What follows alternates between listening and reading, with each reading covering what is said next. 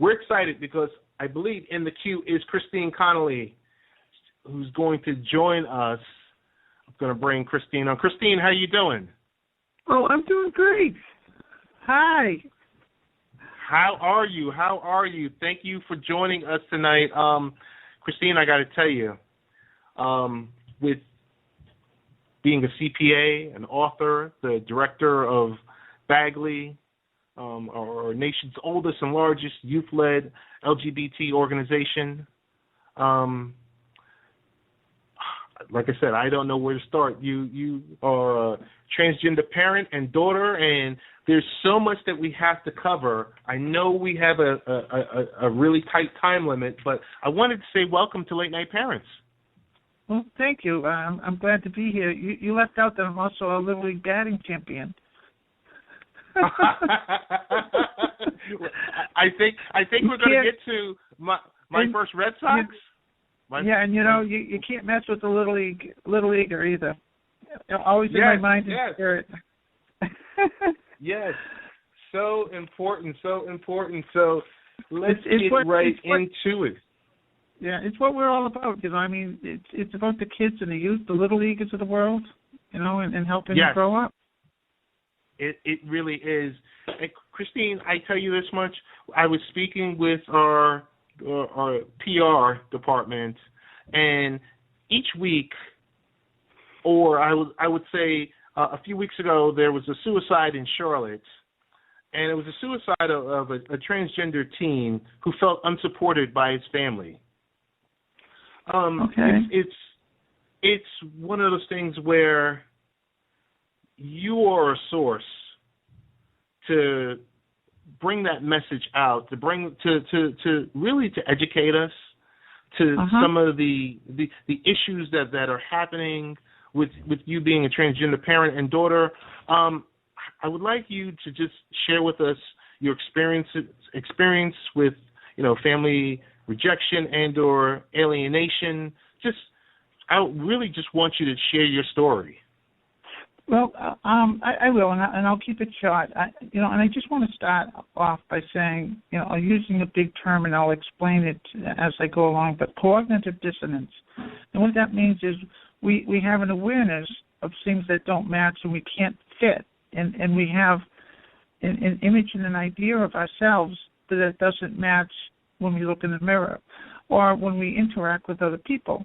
And when we keep that boxed inside, that's when the problems start. And what it is about freedom of expression, freedom to be who you are, and that's what it is. That's what transgender rights are about. And that's what human rights are about. They're intertwined. They're one and the same. But being transgender is certainly a unique situation. I mean, I certainly didn't want to be transgender. I didn't check that box. If I even had a chance to check a box to say, I think I'll be transgender, and none of us do.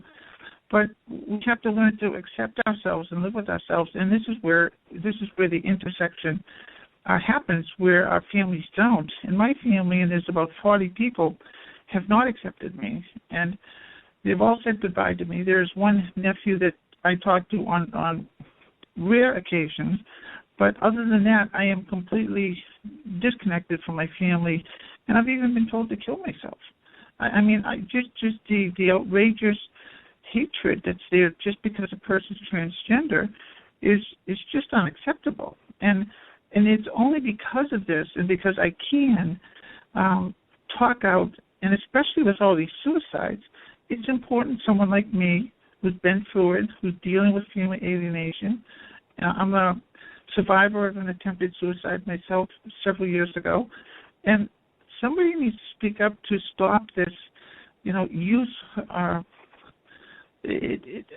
know they're all frustrated, but there has to be somebody that says, don't do it, and I want to be that person. Don't do it. It's, things will change. I can't say they'll get better, but they will change. What happens today is not going to be what happens tomorrow. So I've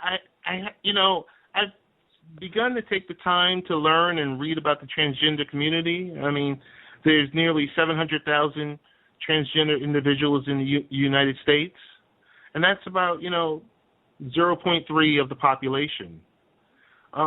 So with that being the case, share with me some tips for people that have transgender loved ones. Well, I just want to address the count, too, because I think it's substantially much lower than it really is. That count refers to those people that are openly recognizing themselves as transgender. And because of the stigma attached to being transgender, I would think in time that percentage is going to grow. I don't know how significantly, but I would not be surprised if there isn't 1 to 3% of the population that's transgender. And there was Lynn Conway years ago did a calculation, and she was a mathematician and an engineer, and she did some calculation based upon the facts that existed then, and she came up with a much higher number. But as far as sharing about, what people should do, I think sometimes a simple touch of kindness, understanding, and acceptance from family and friends can absolutely make a difference of life or death. And the bullying that was taking place and does take place with the young children are amongst themselves, and that has triggered this rash of young transgender suicides is just horrific. That when you think about, and everyone knows that this is what will happen if you do this to a person, but yet it persists. And the adults that are in the control of these young children are not taking an active, aggressive, remedial step or process to stop some of this. And they ignore it, and then when the person kills themselves, they say, "Oh my God, we didn't know," or they feel blindsided. But in fact, the warning signs were there all along. Understood. Christine, tell me how so you're the director of Bagley. So tell us about your overall involvement with Bagley. Well, a couple of years ago I was asked to serve, and I couldn't do it right away because I was going through some some of my own changes, and I was dealing with, and I needed a few months to just kind of conclude some issues that I was dealing with, and I did, and I joined them, and as a CPA, I come in and I try to offer some of my managerial and leadership and also financial knowledge, but what we're trying to do, what the organization is trying to do, and Grace is the executive director, and she's been there about 34 years, I think, and we're celebrating our 35th year as an organization. And what we do is we try to create a safe space where everyone's able to participate fully in life, and it's a space for the LGBTQ youth that's free of sex, drugs, alcohol.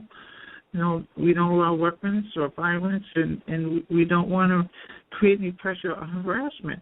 And all of this is just kind of the magic of the youth getting there and having a good time and just being kids, because so much pressure is put on them in the society that they can't just feel free and comfortable. And when we get them together, and we don't let adults come in, it's a youth-driven organization.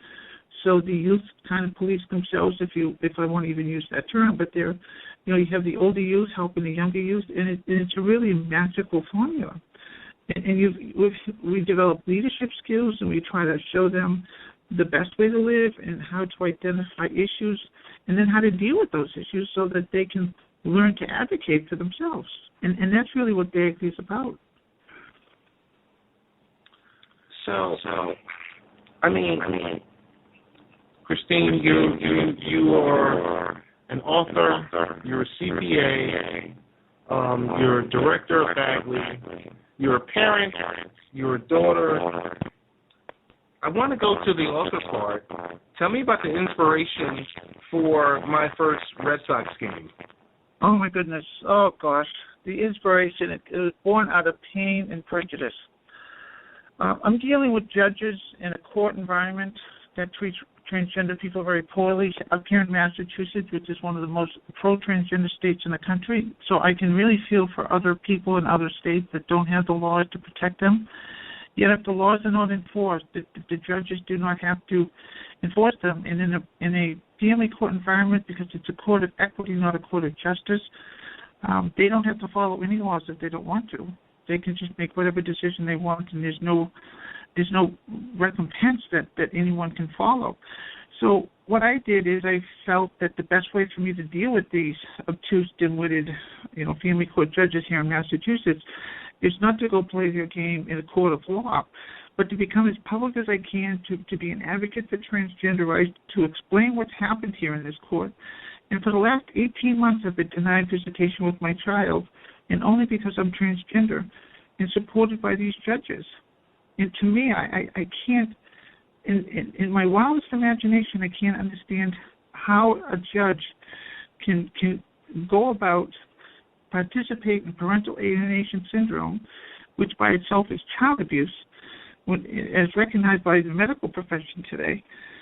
And I thought if I could write just a spectacular book to show my daughters, what I can do and who I am, and to just express the uniqueness that I am as a person, and understanding how much I love baseball and how much they love baseball. So I wrote a book that I think is second to none, and I've been in touch with the Red Sox, and they're happy with the book, and I'm getting licensed with Major League Baseball. But it was born out of the problems that happen when a parent can't see their child, and it's no different than being kidnapped. And my daughter lives within 1.5 miles of where my business is, and yet I'm not allowed to see her. And if I do, I'm afraid I'd be arrested. So I can't even approach her in any kind of way, because as an alienated child, she's been taught to hate me. And this is supported by judges. I'm just beside myself. So this was my inspiration to keep writing and to write the best book I could. Understood. Christine, I mean, it's a really remarkable story that you have. I do have one question about the media is caught up with anytime there's a sighting of Bruce Jenner, and there's going to be an interview with Diane, I believe Diane Sawyer. I heard about it a little bit tonight. I caught like 30-second soundbite about him. But go ahead, about her. I'm not even sure it's him or her, because he hasn't said it yet to himself. So right, he hasn't said it. What are your thoughts? No, my question is, what are your thoughts when something like this is, I guess for the transgender community, is Bruce Jenner a spokesperson, or what's your take? Well, Bruce is not a spokesperson yet. She could be, and I'm going to start saying she, because I think that's really the gender that she is. She could be. It's really up to her if she wants to be. And everyone's a little different. I think because of her achievements, I think it would be helpful if she did and was. And I think, this week, apparently, she's going to talk about it. Right. And that will help other people, because the more it gets talked about, the more, I think, acceptance that there will be, and there's more people like Bruce and myself come out and talk about our lives and how my life has been tortured most of my life because of my gender identity that I couldn't accept, and then when I accepted it, everyone else went running out the door. But I think she'll step up to the plate, so to speak. She'll dive in the pool, and she'll come out a winner. That's good. So you mentioned, I mean, at the onset, you were alienated with your family. Are you at least on speaking terms with your family now, or is it kind of, has it progressed? I have not spoken to my family in 5 years. I spoke to my mother about 1.5 years to 2 years ago, and that's the last time I've spoken to them. And that's their choice, not mine. I mean, I've tried to reach out, but they just don't want to talk to me. They don't want me to do. They've told me, they've disinvited me to Christmas parties, birthday parties, vacations. They've just told me to stay away. Weddings. Don't even come here. I was kicked out of a wake. I went to see my cousin who passed away, and I was told to leave the wake. It's just terrible. Totally terrible. Christine, so before we close, if a young person is in that type of situation where they're being disowned by their family, I mean, give us, let's just say you had that elevator discussion with them. Let's just say you hopped on a virtual elevator with them. What would you say to them to pick up their spirits or to give them, just some words of wisdom? Understand that this too shall change. As bad as you feel now, just think of a moment when you felt good. And also reach out for help. And even if a parent or someone else isn't doing it, reach out for help with somebody that knows. There's any number of telephone lines for suicide people, and you don't have to want to commit suicide to call them. Call them to say, who can I talk to? I just need to talk to someone before you reach the point of suicide or thinking about it. And in that respect, 80% of us, and I've seen the statistic, 80% or more of us people, transgender people, think of suicide. 41% actually attempt it. In relation to the rest of society, 1% or less attempted. So there's something horribly wrong with society. When the transgender population, 41% are trying to kill themselves because of the way they're treated by the rest of society. And the racial component that's here is just so stark and in your face. The scientific racism that existed back in the Holocaust and apartheid and the slavery of the South, it's just in your face, recognized here when people do this to a transgender person. It's no different.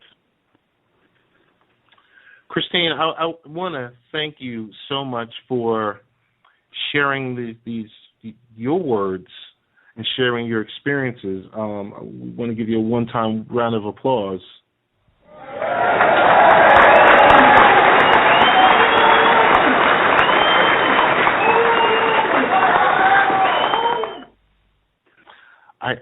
I do want to also ask you. I do want to ask you one other question. It's an Earth Day related question. Tell me today, with today being Earth Day, what did you do? Tell me one thing that you would do to make this the environment that much better.